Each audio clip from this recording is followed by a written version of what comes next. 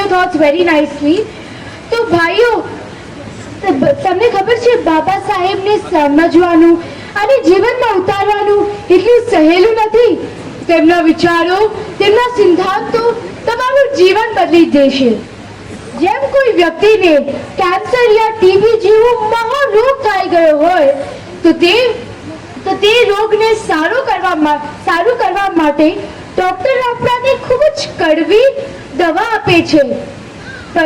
Cancer માટે તો cameo અને રેડિયેશન કરવું પડે છે અને આ બધું ખૂબ જ કડવું અને પીડાદાયક પેનફુલ હોય છે.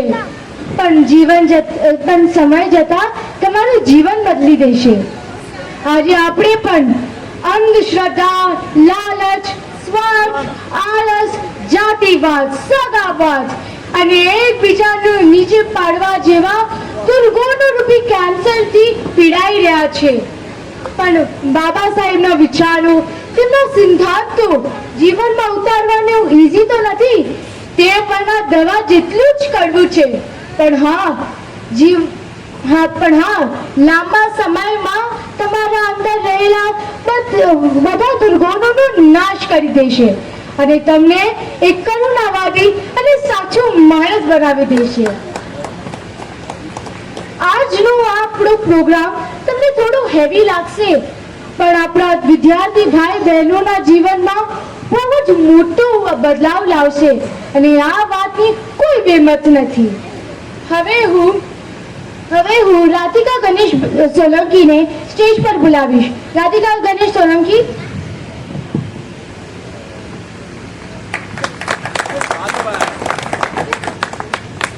Jai Bhim everyone. My name is Radhika Ramesh Solanki. I am studying in 6th standard.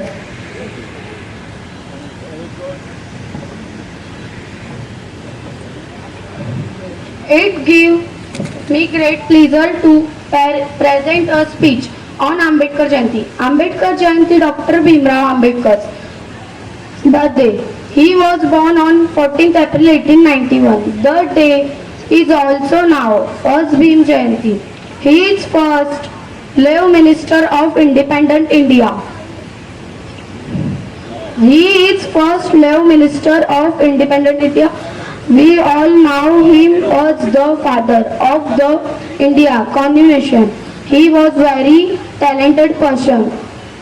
He was social reformer and economist.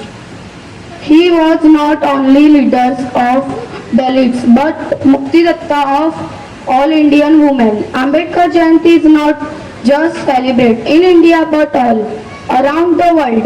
I promise to myself and my parents I will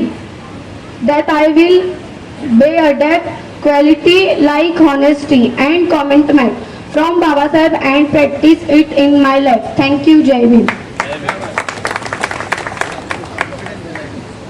Thank you, Radhika Ben. You spoke very nicely, and also I hope you adapt that quality of yours. Now, ભાઈઓ, જ્યારે બાબા સાહેબ જ્યારે નાના હતા અને સ્કૂલમાં જતા હતા ત્યારે એક ઇન્સ્પેક્શન માટે આવ્યો હતો જોવા કે વિદ્યાર્થીઓ કેવું ભણે છે. તે ઇન્સ્પેક્ટરને આવીને તેમને પૂછ્યું કે આવી કઈ વસ્તુ છે જે તમે જોઈ તો શકો છો પણ અડી નથી શકતા. એક વિદ્યાર્થીએ કીધું સૂરજ, એકને કીધું તારા અને એકને કીધું ચંદ્ર. તમે એને જોઈ તો શકો છો પણ અડી નથી શકતા. પણ ત્યાં ક્લાસમાંથી બહાર બેસેલા નાના ભીમરાવે હાથ ઊંચો કરીને કીધું, સર, આ પાણી ભરેલું માટકું હું તેને હરરોજ જોઈ તો શકું છું પણ અડી નથી શકતો. ભાઈઓ, આજે આપણા ઘરનો પંખો યા લાઈટ 2 મિનિટ માટે પણ બંધ થઈ જાય છે, આપણે એકદમ ઉતાવળા થઈ જાય છે, ગુસ્સો કરવા લાગે છે. પણ જ્યારે નાના બાબા સાહેબને ક્લાસમાં બેસવાની પણ પરવાનગી નથી, પાણીનું માટલુંને અડવાની પણ પરવાનગી નથી, જ્યારે પ્યાસ લાગી હોય તો પીઉન ઉપરથી પાણી રેડે અને ક્યારે કોઈ દિવસ પીઉન ના હોય તો આખો દિવસ નાના ભીમરાવે તરસું જવું પડતું હતું. તો પણ તેઓ હિંમત નથી, આટલી અપમાનકર પરિસ્થિતિમાંથી પણ હિંમત નથી હાર્યા અને ઉચ્ચમાંથી ઉચ્ચ શિક્ષણ લીધું. કહેવાય છે ને, કદમ મસ્તિર હોય તેને ક્યારે રસ્તો જડતો નથી. કદમ મસ્તિર હોય તેને ક્યારે રસ્તો જડતો નથી. અડગ મનના મુસાફિરને ક્યારે હિમાલય પર નડતો નથી. આ પંક્તિઓને સાર્થક કરતા હોય તેમ બાબા સાહેબ, જેમની ક્લાસમાં બેસવાની પણ પરવાનગી નથી, તેઓ આગળ જઈને 9 ભાષાના જાણકાર, વિશ્વમાં સૌથી વધુ અભ્યાસ કરનાર, કે જેની પાસે 32 ડિગ્રીઓ છે અને તેમાંથી 5 તો ઉચ્ચ ગણાતી PhD ની ડિગ્રી છે. ભાઈઓ, કંઈક શીખવું હોય તો બાબા સાહેબથી આવું કંઈક શીખીએ જે આપણાને આપણી લાઈફમાં સફળતા તરફ લઈ જાય. Really hats off to you Baba સાહેબ.